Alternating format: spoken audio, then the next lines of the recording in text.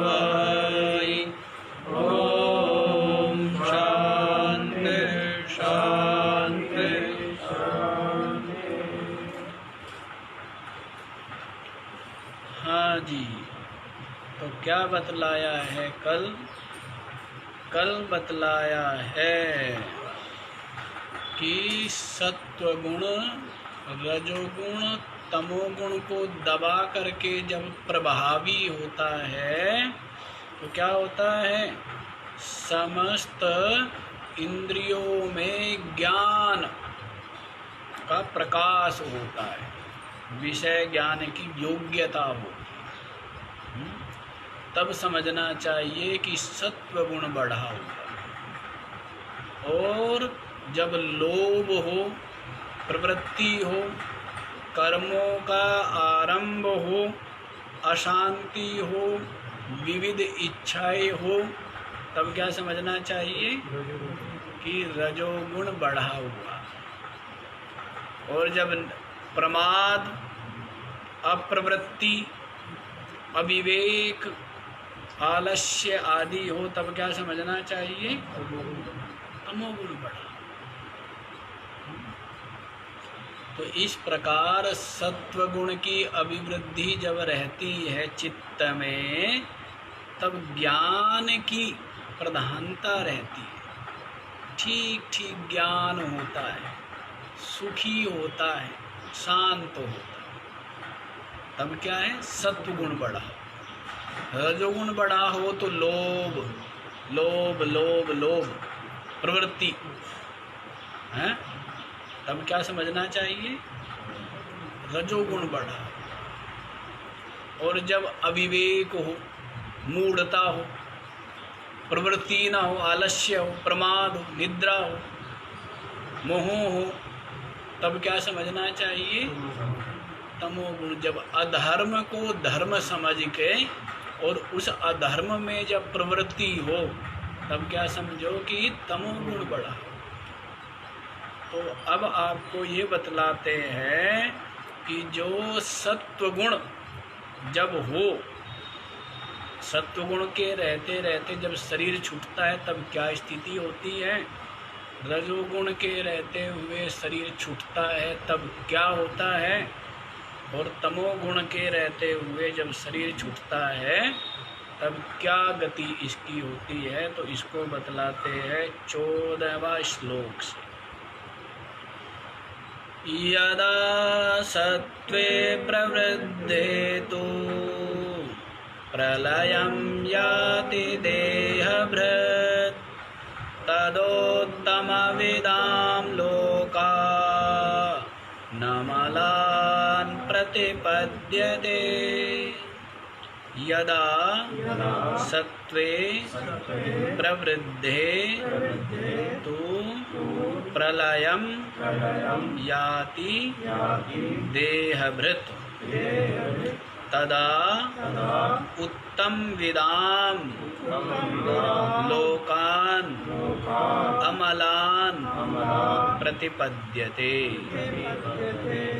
यदा सत्वे प्रवृद्धे तू बतला रहे किंतु लेकिन, यदा सत्वे प्रवृद्धे, जब सत्वगुण अधिक बढ़ा चढ़ा हो, जब अंतःकरण में रजोगुण तमोगुण को दबा करके सत्वगुण की जब प्रधानता हो, और उस समय देहे भृत प्रलयम याति, उस समय जो देहधारी जीवात्मा है, प्रलयम माने मरणम याति, जब ये मरण को प्राप्त होता है। सत्वगुण बढ़ा हुआ है तब ये जीवात्मा मरण को प्राप्त जब होता है, तदा उत्तम विदाम लोकान।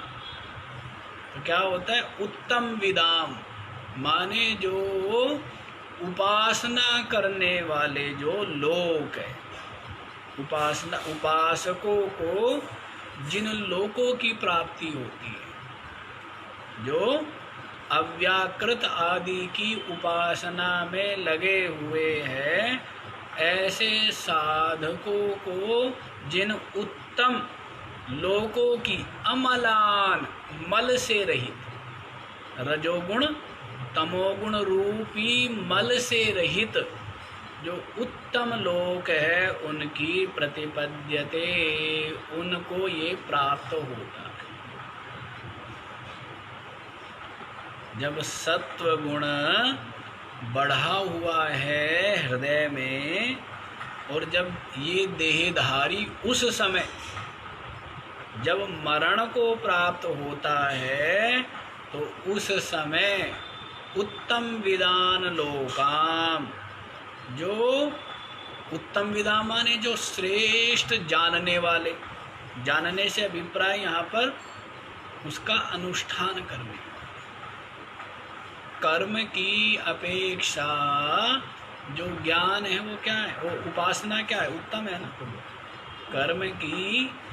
कर्म अनुष्ठान की अपेक्षा उपासना श्रेष्ठ है।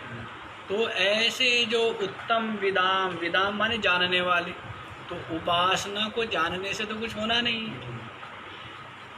उपासना में तो क्या है, कर्म और उपासना में मात्र ज्ञान से कार्य सिद्धि नहीं होती है, उसका अनुष्ठान भी करना पड़ता है। ज्ञान मार्ग में तो केवल जानना है, लेकिन कर्म और उपासना में क्या है, जानने के पश्चात वो क्रिया भी करनी पड़ती है, अनुष्ठान भी करना पड़ता है। तो उत्तम विदाम लोकान माने हुआ जो उपासना में लगे हुए, अव्याकृत कार्य ब्रह्म की उपासना में जो लगे हुए हैं, ऐसे उपासकों को प्राप्त होने वाले जो स्वर्ग आदि है, उनको अमलान जो मल से रहित है, रजोगुण तमोगुण मल से रहित है, उनको प्रतिपद्यते, उनको प्राप्त। जब सत्वगुण की प्रधानता, जब तब जो मरता है, समझ आ गया? हाँ जी, आगे बता दिया जाए तो इस प्रकार से अब आगे रजोगुण का बतला रहे। रजसे प्रलयं गत्वा कर्म संगेषु जायते, तथा प्रलीनस्तमसि मूढयोनिषु जायते। रजसी प्रलयं गत्वा कर्म संगीषु जायते, तथा प्रलीनः तमसि मूढयोनिषु जायते। रजसी प्रलयं गत्वा, जब रजोगुण बढ़ा हुआ हो, जब रजोगुण बढ़ा हुआ हो शरीर में, अंतःकरण में, और उस समय प्रलयं गत्वा देहभृत, उस समय जो जीवात्मा मरण को प्राप्त होता है, शरीर छोड़ता है, तो उसका फल क्या है, कर्म संगी सुजायते। कर्मों में ही आसक्ति रखने वाले जो लोक है, उनको प्राप्त हो। कर्म संगीसु माने कर्म में ही संग है जिनका, आसक्ति है जिनकी, ऐसे जो जीवात्मा को प्राप्त होने वाले लोकों को प्राप्त करता है। कर्मों में आसक्ति किनकी है, मनुष्यों की, अर्थात वो मनुष्य शरीर को प्राप्त होता है, मनुष्य योनि में। रजोगुण जिसका बढ़ा हुआ हो तो क्या होता है, वो कर्म संगी माने जो मनुष्य योनि है, इसी में ही क्या है, कर्मों में संग है, राग है, फल की इच्छा से कर्मों में राग है, तो इसलिए वो मनुष्य योनि को ही प्राप्त होता है, उसमें ही जन्म लेता है।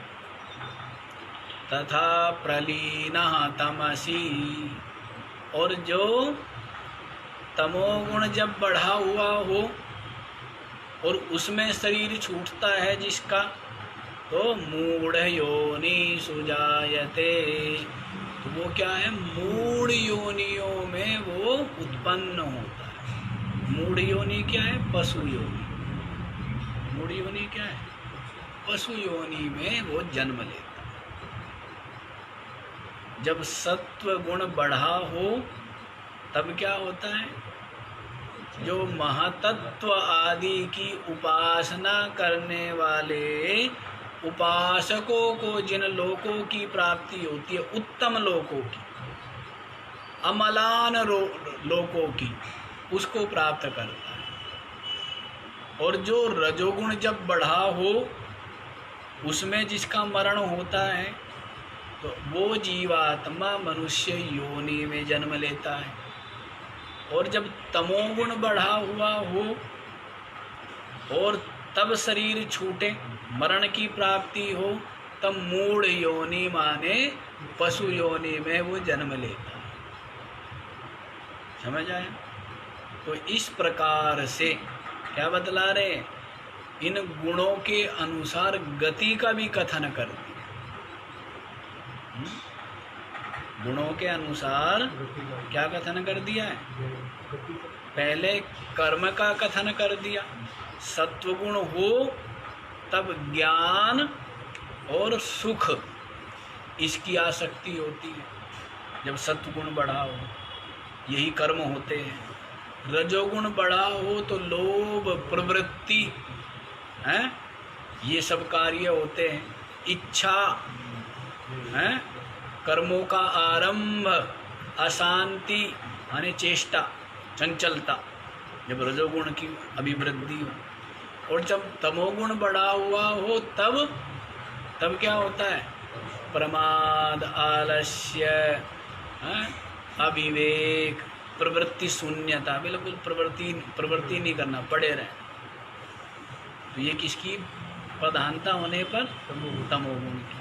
तो उन गुणों के द्वारा जो कर्म होते हैं वो बतलाए। अब इन गुणों के अनुसार जो गति होती है उसका भी कथन करती है ना। सत्वगुण में क्या होगा, उत्तम लोकों की प्राप्ति। रजोगुण के बड़े हुए होने पर जब शरीर छूटेगा तो मनुष्य योनि में जन्म लेगा। और तमोगुण के बड़े होने पर जब मरण को प्राप्त होगा तब पशु योनि में जन्म लेता है।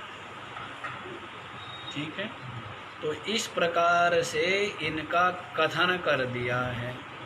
अब उसको ही सामान्य रूप से अनुवाद कर रहे हैं।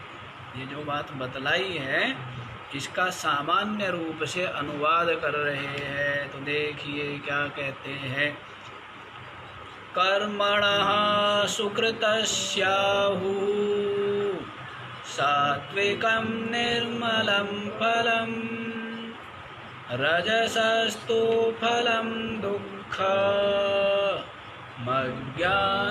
तमसः फलम्। कर्मणः सुकृतस्य आहुः सात्विकं निर्मलं फलं, रजसः तु फलं दुःखम् अज्ञानं तमसः फलम्।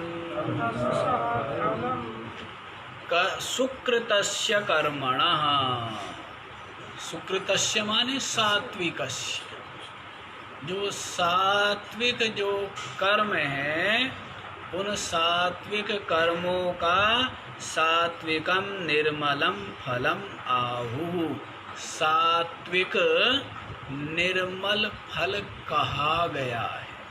किन्होंने कहा है, शिष्टों ने कहा है, शिष्ट लोग। जो शिष्ट है उन लोगों ने सात्विक कर्म का सात्विक निर्मल फल बतलाया। सात्विक निर्मल फल बतलाया है। किसका? सात्विक कर्म। किसका? रजसः तु फलम दुखम। और जो रजोगुण है उसका फल क्या बतलाया है? दुख ही बतलाया। रजोगुण का फल क्या है? देखो आप, रजोगुण की प्रधानता होने पर जो कर्म किए वो कर्म भी क्या है? दुख रूप ही है। और उनसे प्राप्त होने वाला जो फल है वो भी दुख रूप, इसलिए दुख रूप हो गया ना भाई। फल क्यों दुख रूप है? जबकि फल सुखरूप, फल तो सुखरूप ही होता है, दुख रूप तो होता नहीं है। पर क्या हुआ कि उस फल को प्राप्त करने में कितना आयास करना पड़ा, कितना परिश्रम करना पड़ा। जैसे मान लीजिए अग्निहोत्र कर्म किया। क्या किया? ये जो कर्म है ना, ये कर्म रजोगुण की प्रधानता होने पर होते हैं। सत्वगुण की प्रधानता होने पर तो क्या होता है कि बैठ करके शांति से क्या करे? चिंतन करे, या जप ही करे या ध्यान ही करे, हैं, इष्ट चिंतन करे। तो ये सब क्या होते? सत्वगुण की प्रधानता होने पर। और जो कर्मानुष्ठान है ना, चाहे वो अग्निहोत्र कर्म ही क्यों ना हो, उसके लिए क्या चाहिए? रजोगुण चाहिए। जैसे प्रेम कह के मैं वहां दौड़ी आऊं नर्मदा किनारे, तो क्या है वो? ये रजोगुण है। बैठना सबके बस की थोड़े ही है। बैठने और पढ़ने में भेद है। कभी तुम दोनों को एक ही समझ लो। क्यों? बैठने में और पढ़ जाने में भेद है। अब ये समझो कि भाई एक ही है, हैं? तो भाई ये जो दौड़ा दौड़ी है, ये क्या है? ये रजोगुण है। बैठ नहीं सकता शांति से, हैं? शरीर भी नहीं बैठ सकता। खोपड़ी तो कितनी बैठी होगी पता है, हैं? खोपड़ी कितनी बैठी होगी, इसका दिमाग कितना शांत होगा पता लगता है ना। दौड़ता है फिर रहा है, दौड़ता है फिर रहा है। क्या मतलब? बेचैन है, हैं? रजोगुण है, चंचलता है, धैर्य नहीं है, शांति नहीं है। तो जब सत्व की प्रधानता होती है ना, फिर नहीं हो सकती ये तीर्थ भी या ये सब। हाँ, थोड़े सत्व हो, रजोगुण अधिक हो तब हो सकते हैं। जब सत्व गुण अधिक बढ़ जाएगा उसके पश्चात तो फिर क्या होगा? चुपचाप, बोलने को भी वो नहीं होगा।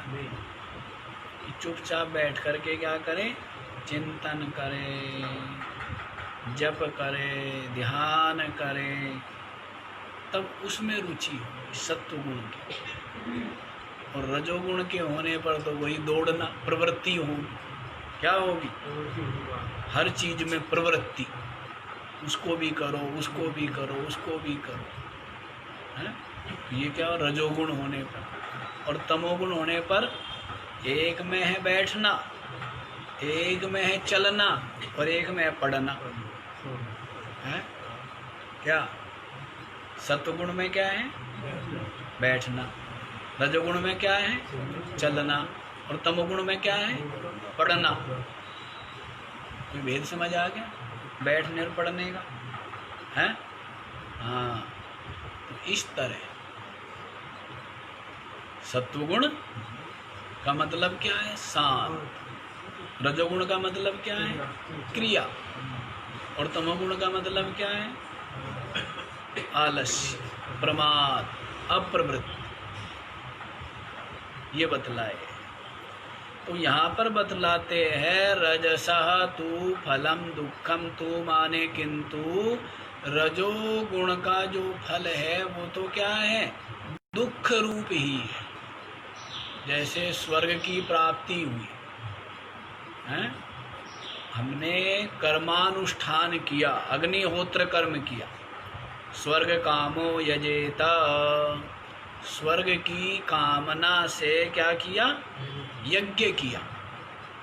तो उस यज्ञ की सामग्री, देश काल स्थान ऋत्विक है, शुद्धि अशुद्धि है, कितना ध्यान रखना होता है, और फिर भी कुछ न कुछ त्रुटि हो ही जाती है।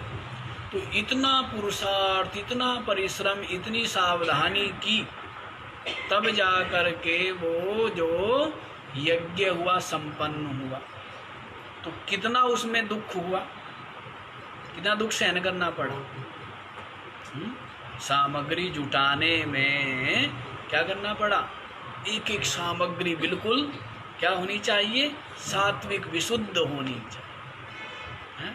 यानी कि बाजार के घी लाए और दीपक जला दिया, बाजार का घी लाए और यज्ञ कर हवन कर दिया, उसका क्या मतलब। अब तो होता ही पूजा के लिए ले रहे हो या अपने लिए, तो पूजा का मतलब क्या है, घटिया। जबकि पूजा में बढ़िया होना चाहिए, अपने लिए चाहे भले ही खराब है।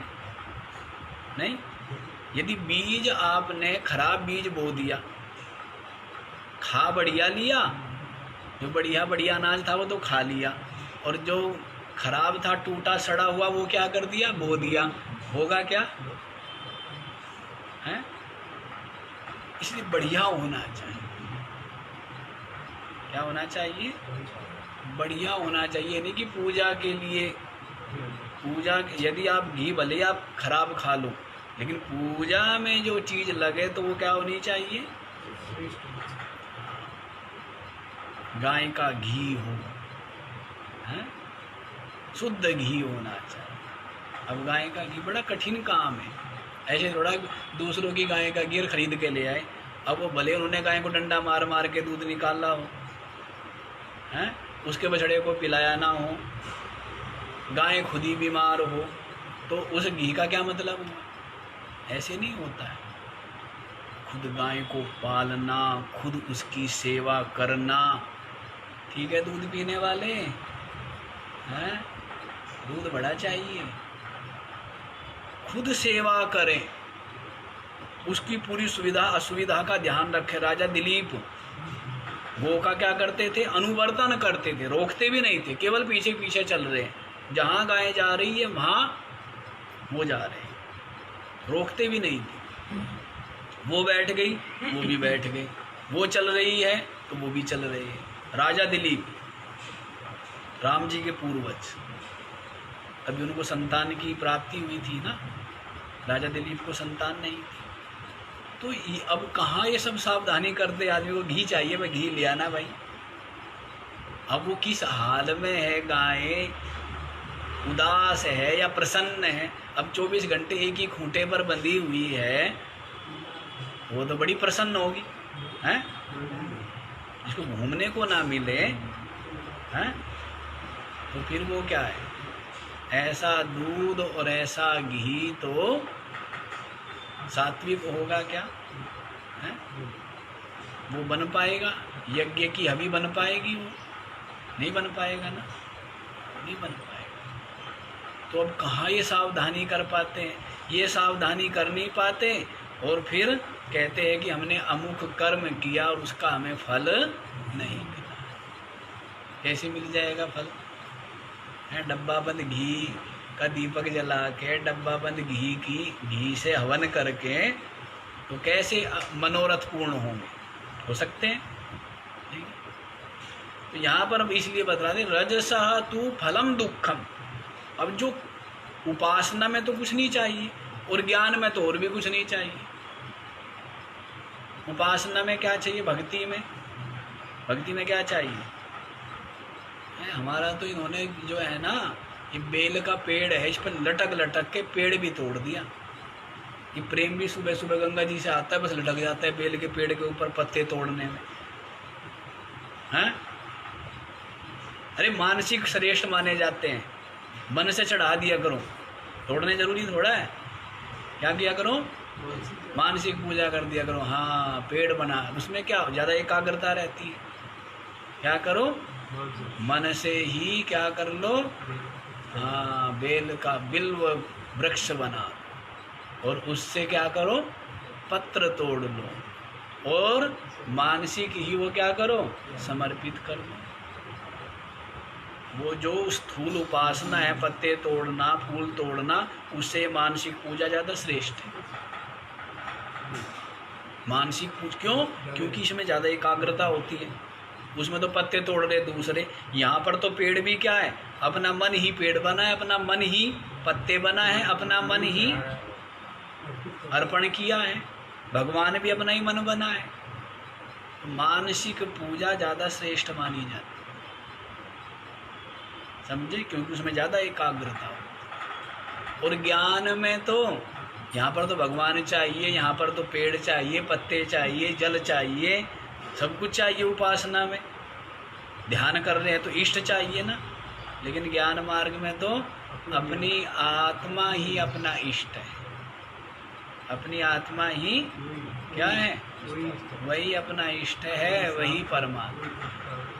और कर्म में कितनी सामग्री चाहिए, कितना परिश्रम है कर्म में। इसीलिए यहाँ पर बतला दिया है कि रजोगुण का जो फल है वो क्या है, दुख है।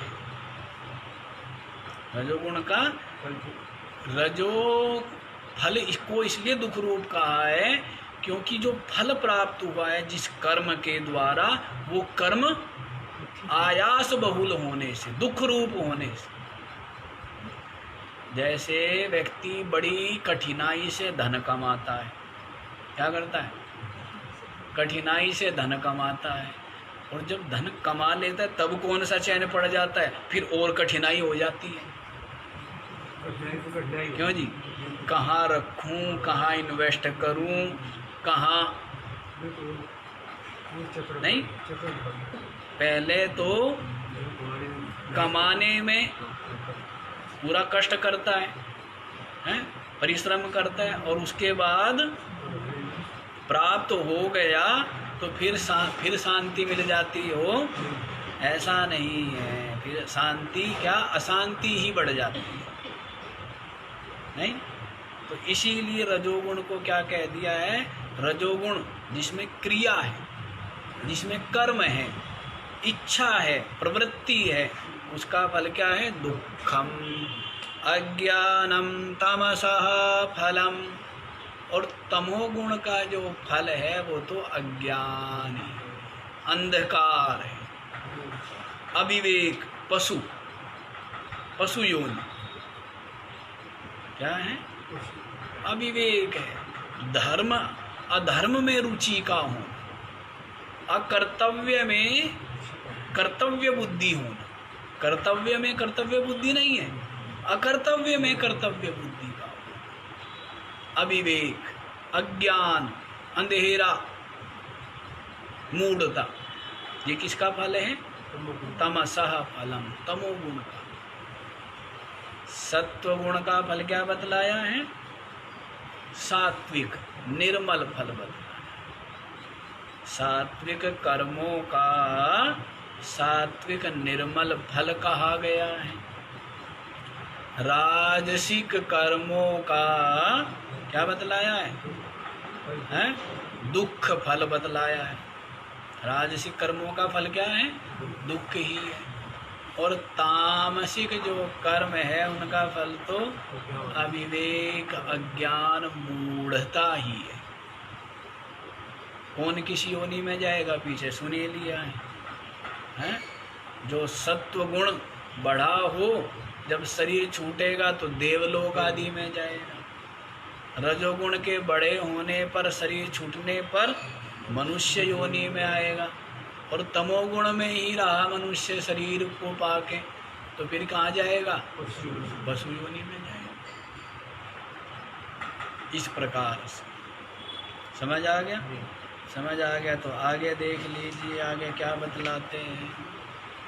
सत्वात् संजायते ज्ञानम रजसो लोभ एव च प्रमाद मोहौ तमसो भवतो ज्ञानमेव च। सत्वात् संजायते ज्ञानम रजसः लोभः एव च प्रमादमोहौ तमसः भवतः अज्ञानम एव च सत्वात् संजायते ज्ञानम। सत्वगुण से क्या होता है? ज्ञानम संजायते, ज्ञान की उत्पत्ति। सत्वगुण से क्या होता है? ज्ञान की उत्पत्ति होती है, ज्ञान उत्पन्न। जब सत्वगुण हो तब सही सही ज्ञान हो, सही सही है। हमारी आंखें भी देखने योग्य को देखती है और यथार्थ देखती है। कान के द्वारा भी जो सुनने योग्य है उसको सुनते हैं और यथार्थ सुनते हैं। देखने योग्य को देखना, सुनने योग्य को सुनना।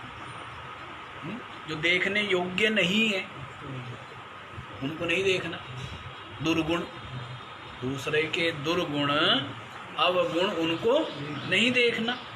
या जो अश्लील है, शील युक्त नहीं है, जो पतन करने वाले हैं, जो ऐसे अमर्यादित दृश्य है उनको नहीं देखना।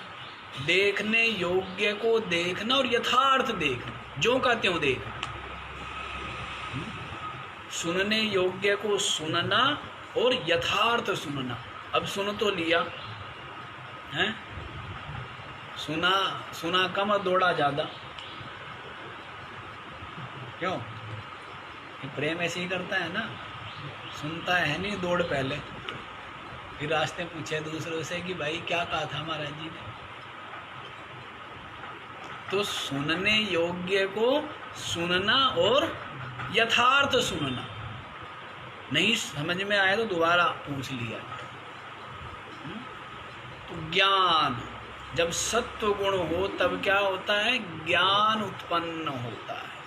अर्थात हमारा अंतःकरण के द्वारा भी और इंद्रियों के द्वारा भी जो जो विषय वस्तु ग्राह्य है उनका यथार्थ ज्ञान हो। उनका क्या होता है? यथार्थ ज्ञान हो। ये किसके कारण से होता है? सत्व गुण के कारण। रजसः लोभ एव च संजायते, और रजोगुण के द्वारा तो लोभ ही उत्पन्न होता है। रजोगुण के द्वारा क्या उत्पन्न होता है? लोभ ही उत्पन्न होता है। लोभ अधिक होता है, लोभी होता है। लोभ का बतलाया था ना क्या? पर द्रव्य दित्सा, दूसरे के धन की इच्छा करना। यही क्या है? यही लोभ है। सबकी दृष्टि दूसरों के धन पर है। जैसे सरकार की दृष्टि है वो रहती है ना धनियों के धन पर है, और बाकी जो लोग हैं उनकी भी दृष्टि किन पर है? दूसरों का ही तो धन है, अपना तो उतना ही है जितने से काम चले, बाकी किनका है? और है? उसी को तो लोभ कहते हैं। जो आवश्यकता से अधिक है उसका संग्रह कर लेना, संग्रह करके रखना, इसी का नाम क्या है? इसी का नाम। तो रजोगुण के होने पर लोभ ही उत्पन्न होता है। प्रमाद मोहौ तमसः भवतः, तमोगुण के होने पर तो प्रमाद और मोह ही संजायते, उत्पन्न होते हैं। संजायन्ते आ जाएगा, बल्कि अज्ञानमेव च, अज्ञान, प्रमाद और मोह ये तीनों उत्पन्न होते हैं। कब? तमोगुण के होने पर ये प्रमाद स्वकर्तव्य पालन का परित्याग, उसको क्या बोला था? प्रमाद। स्वकर्तव्य का परित्याग ही क्या है? प्रमाद है। कर्तव्य क्या है? कर्तव्य का निर्धारण करना बड़ा कठिन काम है। विद्यार्थी का कर्तव्य, गृहस्थ का कर्तव्य, वानप्रस्थी का कर्तव्य और सन्यासी का कर्तव्य और मनुष्य मात्र का कर्तव्य। मनुष्य मात्र का और सन्यासी का कर्तव्य क्या है? तत्व प्राप्ति। क्या है? जैसे सन्यासी का कर्तव्य क्या है? केवल तत्व प्राप्ति, आत्मानुभूति। वैसे मनुष्य मात्र का भी वही कर्तव्य है, लेकिन उसके साथ साथ जहाँ पर वो है उसके अनुसार भी उसके छोटे छोटे कर्तव्य हैं। जैसे विद्यार्थी का कर्तव्य सेवा, विद्या, अध्ययन। गृहस्थ का कर्तव्य क्या है? अपने जो बड़े हैं उनकी सेवा, बच्चों का पोषण आदि, और धर्म पूर्वक न्याय पूर्वक धन कमाना, और बाकी सबकी सेवा करना। सबकी सेवा कौन करेगा? ब्रह्मचारी की भी, वानप्रस्थी की भी, सन्यासी की भी, सबकी सेवा का दायित्व किसके ऊपर है? गृहस्थ के ऊपर है। किसके ऊपर है? गृहस्थ की जिम्मेदारी है तीनों की सेवा। और फिर वानप्रस्थी का क्या कर्तव्य है? जब गृहस्थ पूरा हो गया तो उसका कर्तव्य है तप करना। क्या करना? अपनी सारी आशा वासनाओं को गलित कर देना। समस्त गृहस्थ में रहते रहते जो जाने अनजाने पाप हुए हैं उन समस्त पापों को नष्ट करना, तप के, संयम के, त्याग के, साधना के द्वारा। वानप्रस्थी का बड़ा कर्तव्य है। उसके पश्चात सन्यास। सन्यासी का कर्तव्य क्या है? आत्मचिंतन, आत्मनिष्ठा, और जिज्ञासु जो हो उसको उपदेश। ये किसके कर्तव्य है? सन्यासी। तो कर्तव्य का निर्धारण यही नहीं कर पाते व्यक्ति। बाल्यावस्था में संस्कार दिए जाए ना, कर्तव्य बोध कराया जाए। हैं? अब बुढ़ापे में सत्संग सुनते हैं, जबकि इतना काला हो चुका है कि अब कोई रंग चढ़ने वाला नहीं है। बाल्यावस्था में होते हैं ना संस्कार। यदि बाल्यावस्था में माता पिता कह दिए पढ़ाई चल रही है, पढ़ाई चल रही है, पढ़ाई चल रही है, फिर वो पढ़ाई पूरी हो जाती है, उसके बाद कहते कि जी हम तो बड़े परेशान हैं, हम तो चाहते हैं कि वो इधर चले अध्यात्म की तरफ, सत्संग की तरफ। अब वो रुचि नहीं होती, चलते ही नहीं, क्योंकि उन्होंने देखा ही नहीं है। बाल्यावस्था में संस्कार होते हैं ना। नवीने भाजने लगने संस्कारो नान्यथा भवे। बाल्यावस्था में दिया हुआ जो संस्कार है वो कभी अन्यथा नहीं होता, व्यर्थ नहीं जाता। बाल्यावस्था के संस्कार। और जवानी में और बुढ़ापे में कोई संस्कार नहीं पड़ते। संस्कार कब पड़ते हैं? बाल्यावस्था में। तो इसलिए क्या हो? कर्तव्य का बोध हो, तभी तो कर्तव्य का पालन होगा। तो आज यही हो रहा है कि ज्ञान नहीं है, इसीलिए व्यक्ति जो है भ्रष्टाचार, अनाचार, दुराचार इनमें लगा हुआ है। इसलिए तो लगा हुआ है। शिक्षा, संस्कार, प्रेम से सबको बदला जा सकता। किससे? शिक्षा, संस्कार और प्रेम से। अच्छा जी, तो देखो यहाँ पर क्या बतलाया है? तमोगुण का फल तो प्रमाद और मोह। मोह माने अविवेक। कुछ का कुछ देखना, उल्टा ही देखना। माता पिता समझाते हैं, सही सीख देते हैं, पर उसको माता पिता वाली उल्टी लगती है, अपने वाली, अपने साथियों वाली ठीक लगती है। तो क्या होता है? ये अविवेक होता है। प्रमाद, अविवेक और अज्ञान, सर्वथा अज्ञान, मूढ़ता।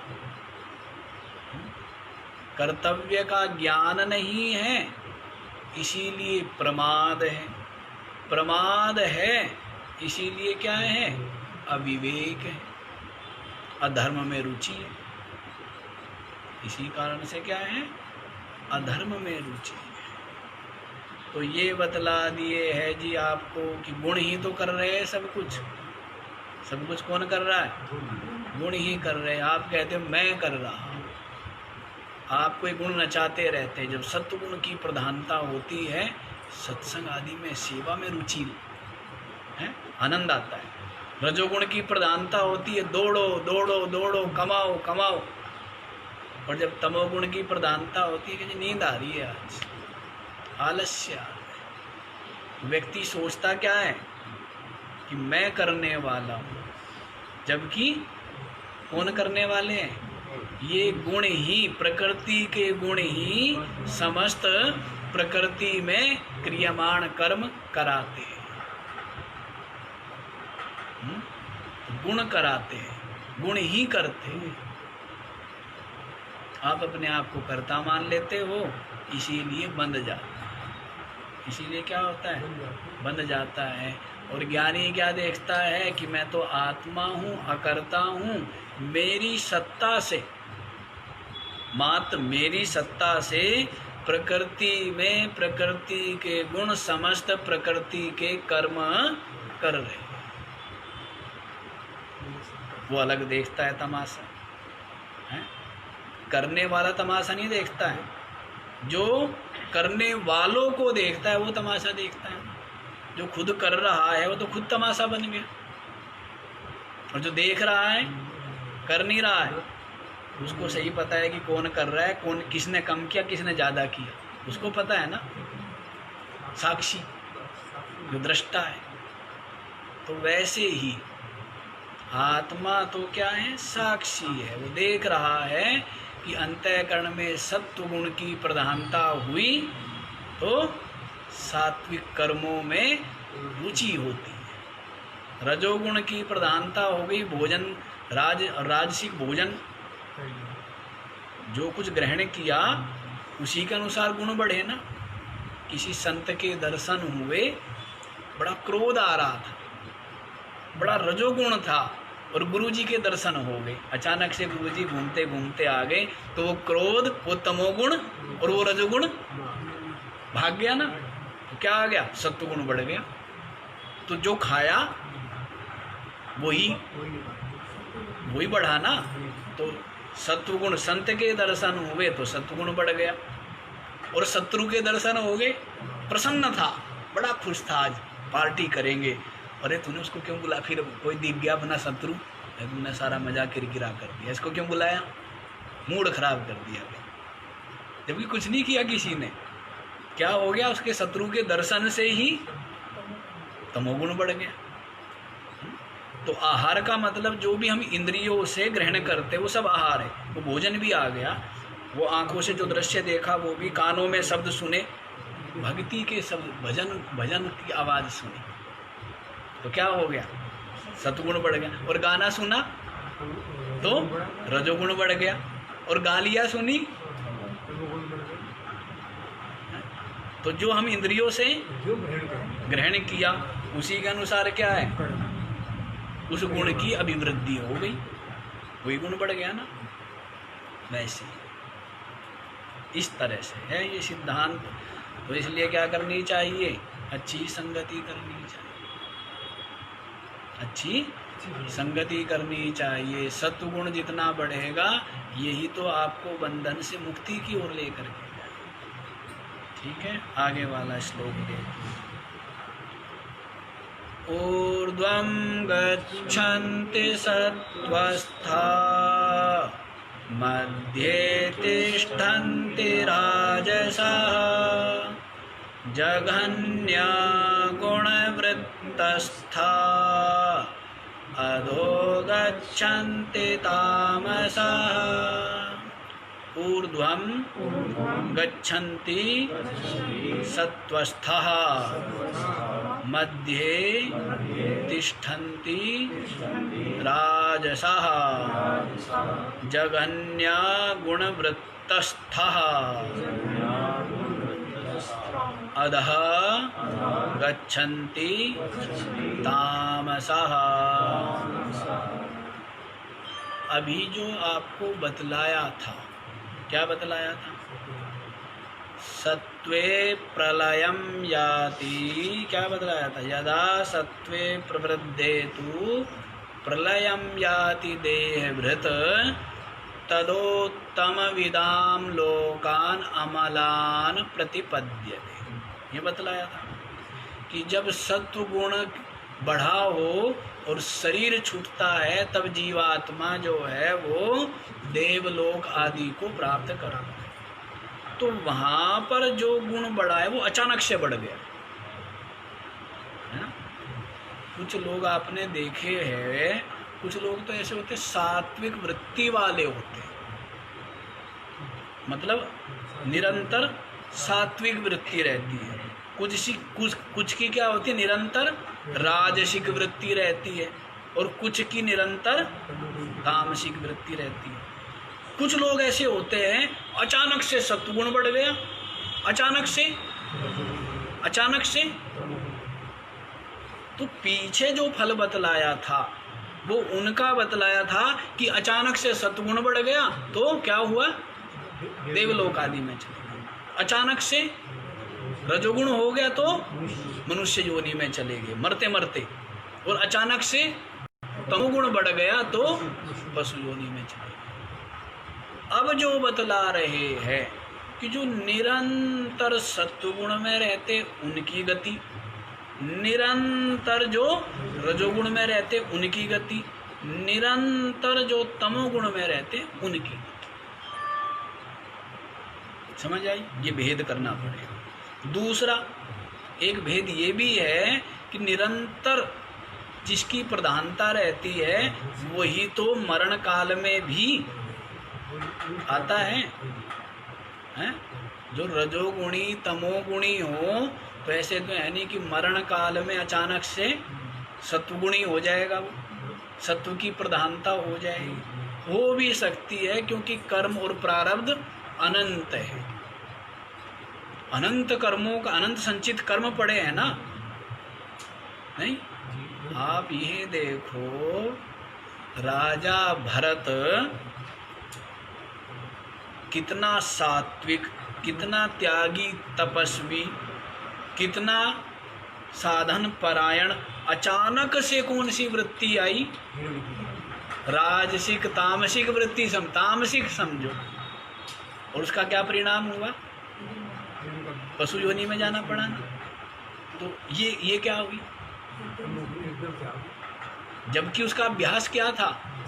अभ्यास तो सत्वगुण का ही था ना, लेकिन अचानक से। तो ये क्या बतलाया है? क्योंकि कर्मों का सिद्धांत बड़ा गहन है। ये जो कर्म है इनकी मनमानी चलती ही रहती है। कब तक?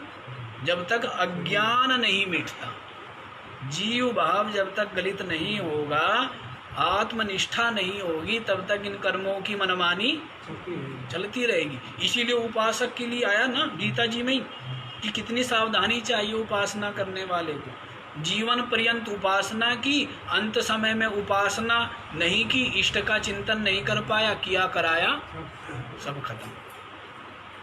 आया ना पीछे? इस बात को भी समझाया था ना। छठे अध्याय में दूसरी बात भी बतलाई है वो योग भ्रष्ट की, लेकिन इसमें क्या बतलाई थी? 8वें या 9वें अध्याय में क्या बतलाया था? यही बतलाया था कि जिस समय जो चिंतन होता है उसी के अनुसार अंतकाले च मामे बस। क्या शर्त दे दी है? जो अंत काल में भी मेरा स्मरण होना चाहिए। यदि नहीं हुआ तो ये जो है ना कर्म, जो प्रबल कर्म होंगे वो आगे आ जाएंगे, ताकतवर। जैसे गायों के पास जाओ, गाय गौशाला में, तो बाड़े में गुड़ आदि देना हो, चारा देना हो, तो कौन सी गाय या सांड आगे आते हैं? जो ताकतवर है। कमजोर कमजोर को धकेल के और ताकतवर। तो वैसे ही जो प्रबल कर्म है वो सारे कमजोर कर्मों को पीछे करके और ताकतवर सांड की तरह आगे आ जाते हैं। आगे ना राजा भरत के आगे, अजामिल के आगे नहीं आगे। जो प्रबल कर्म है, संस्कारी था, गुरु भक्त था, धर्मनिष्ठ था, कर्तव्यनिष्ठ था, उपासना करने वाला, संध्योपासना करने वाला था, लेकिन एक दृश्य देखा और उतने मात्र से ही क्या हुई?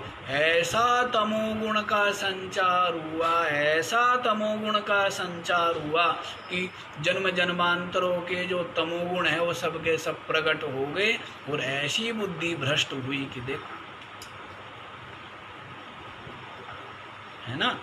तो इसलिए कर्मों का सिद्धांत बड़ा विचित्र है, ये हिलाता ही रहता है अंतःकरण को, हैं? ये क्या करता है इस जीवात्मा को? ये जो कर्म है, इनकी जो वासनाएं हैं, वो क्या निरंतर हिलाती रहती है। ये बात समझने की। और ज्ञानी तो ऊपर उठ चुका है। उपासक को और कर्मी को निरंतर सावधान रहना चाहिए। ज्ञानी तो इन सब का मिथ्यात्व निश्चय करके अपने आप को ब्रह्म रूप अनुभव कर चुका है, उसकी दृष्टि में तो इनकी सत्ता ही नहीं है। अब सत्ता ही नहीं है, जिसकी दृष्टि में धन की सत्ता है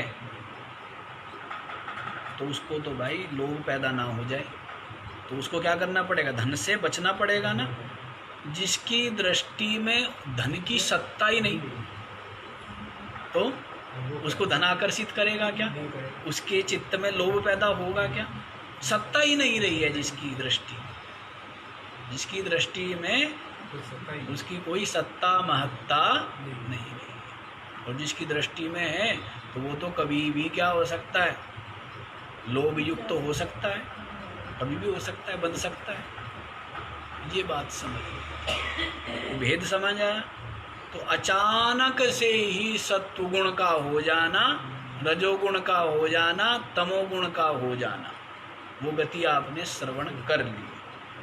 अब आपको बतला रहे जो निरंतर सत्वगुण में स्थित रहते हैं, निरंतर रजोगुण में स्थित रहते हैं, निरंतर उनकी गति इस श्लोक में बताते हैं।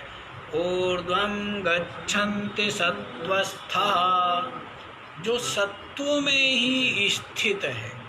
पहले वाले सत्व में स्थित नहीं है, अचानक से प्रकट हो गया सत्वगुण। किसी जन्म के संस्कार है, वासना के अनुसार, कर्म फल भोग के अनुसार अचानक से हो गया। ऐसा देखा गया कि कई अच्छे साधक अचानक कुछ किसी जन्म के कर्म उत्पन्न हुए, वो मुस्लिम के घर पैदा हुए। साधक था, तप चिंतन साधना में लगा हुआ था, कुछ बीच में ऐसे मलिन संस्कार आए मरण काल में कि वो मुस्लिम के घर पैदा हो गया। अब वहाँ पर भी उसकी वो जो पुराने कर्मों के अनुसार साधना, अब वो उसको चल रही है। अब वो बड़ा परेशान है कि ये हो क्या रहा है, क्योंकि मुस्लिमों में तो ज्ञान संस्कार अलग ही है। एक महात्मा ने बताया हमें कि एक कोई आया उनके पास मुस्लिम व्यक्ति, अब उसकी जो कुंडलिनी शक्ति कहते वो जागृत थी, बड़ा ही वैराग्यवान, शक्तिपात दीक्षा। अब वो परेशान, वो मुस्लिम जो है जगह जगह इलाज करा रहा, सब इलाज करा चुका, लेकिन कोई समाधान नहीं निकला। फिर किसी ने उन महात्मा के पास भेजा, उन महात्मा ने कहा, अरे तू इसका इलाज क्यों कर, इसको तो लोग चाहते हैं कि हमारा शक्तिपात हो और तेरी शक्ति जागृत ही है पहले ही, तो तू इसमें विचलित मत हो, केवल साक्षी बना रहे और ये जो शक्ति कर रही है इसको करने दे। जो शक्ति कर रही है उसमें भी साक्षी भाव ही है। शक्तिपात दीक्षा में भी क्या है, साक्षी भाव की ही साधना है उसमें। तो केवल क्या करे, तो साक्षी बना। वो कहने लगे भाई इसको तो बड़े बड़े महात्मा लोग चाहते हैं, साधना करते हैं कि हमारी शक्ति जागृत हो जाए, तेरी सहज ही जागृत है। वो कहे जी मैं तो बड़ा परेशान हूँ महाराज इससे। ऐसा भी होता है। जड़ भरत का प्रत्यक्ष देख ही रहे ना आपने, हैं? हिरण की योनि में चला गया किस प्रकार से। ऐसा होता है, ऐसा हो जाता है। लेकिन उनकी दृष्टि बतलाते सत्वस्था ऊर्ध्वम गच्छन्ति, जो सत्व गुण में ही निरंतर स्थित रहते हैं वे ऊर्ध्वम गच्छन्ति। ऊर्ध्वम माने देवलोकादिषु उत्पद्यन्ते, देवलोक आदियों में वे उत्पन्न होते हैं। देवादि लोकों में वे उत्पन्न हो जाते हैं जो सत्व गुण में स्थित रहे।